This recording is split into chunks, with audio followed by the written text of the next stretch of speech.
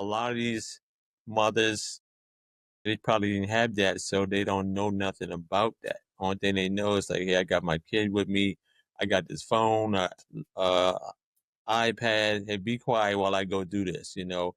So it's not notebooks, it's not book bags, it's not we had Etch-a-Sketch. Remember those little, we can write on it, Yes.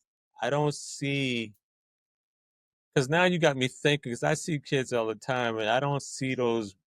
I see a book bag, but it's snacks in there, it's sugar, it's candy, and it's something electronic. You know what I'm saying? Yeah.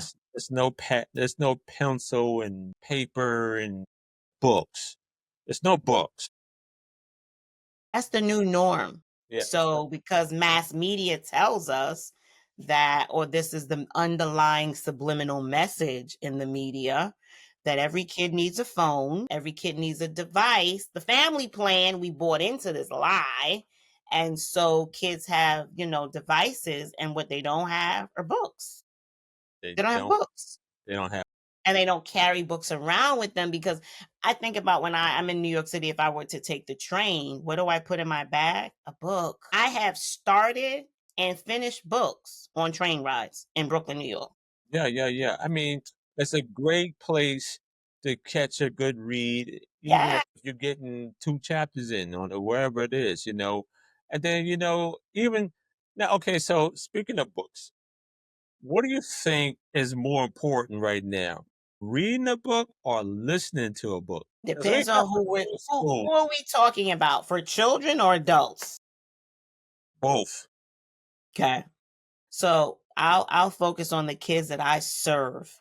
So if this is a kid with a language-based learning disability, also known as dyslexia, language is hampered in most kids. A lot of kids that have an IEP, they have language and speech concerns. So audiobooks are a fantastic tool tool. Nothing beats the power of mom reading to the kid. Mom reading to the kid is my first go to.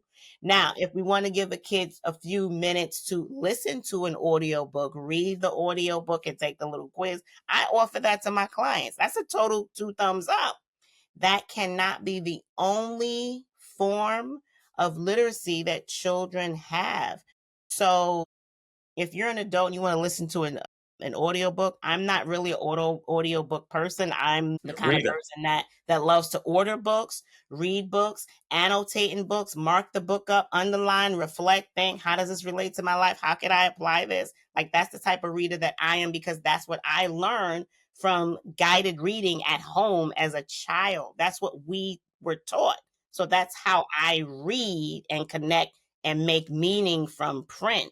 So kids who are struggling need the auditory, the visual, and the opportunities to speak, read, write, and spell as well. So kids need, I would say they benefit from both. But mom, if I go back to the name of my book, mom is the missing link. Children, how many, if we line up a group of 10 children right now, going to say every day, mom reads me a bedtime story?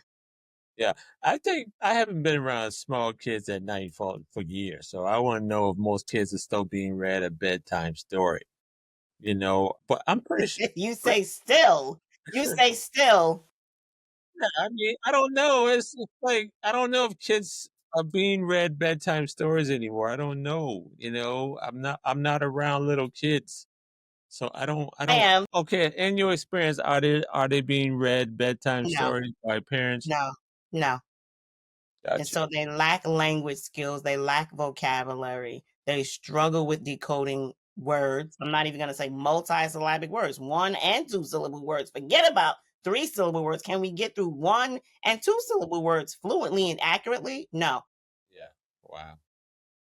Things are different. Most kids are not being read to. That's something when I interview my new client and ask, "Hey, when's the last time you read a bedtime story with mom?" And some of them really give me these weird looking faces like, "What?" Like, "I'm not a baby, Dr. Parker," or I'm not 2 or 3, like I'm a second grader. You're a child.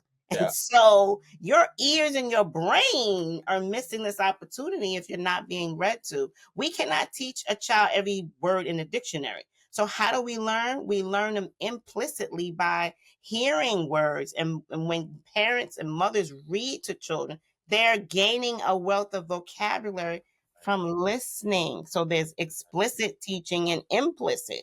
And so they're missing those opportunities to expand their vocabulary and the fun. Kids learn lessons from books. They learn empathy from being read to. Lots of kids don't have any empathy. Why? No one is reading to them as well. So there are many reasons why children need to be read to, and then I'll flip it, and then mom needs to say, "Hey, open your book while I'm cooking or whatever you're doing. Go ahead and read that so I can listen to you read." So they need feedback as well. It can't just be mom doing all the work. Their Right. brains have to do work as well.